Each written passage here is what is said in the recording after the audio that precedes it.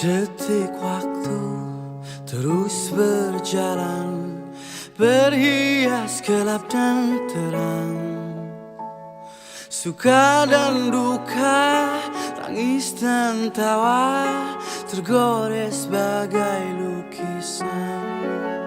Semoga santunan kepada Yayasan Ulul Ilmi ini bisa memberikan berkah kepada adik-adik semua dan juga kepada Bank Mandiri.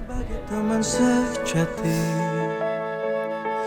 di antara lelahnya jiwa, dalam resah dan air mata, ku persembahkan kepadamu yang terindah dalam hidupku. Kami dari Bank Mandiri berharap semoga santunan ini bisa menjadi berkah dan sangat membantu di bulan suci Ramadan ini. Namun cinta dalam jiwa hanyalah padamu. Maafkan.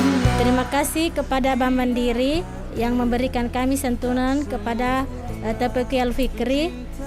Semoga Bank Mandiri lancar, banyak rezeki dan banyak nasabah. Terima kasih.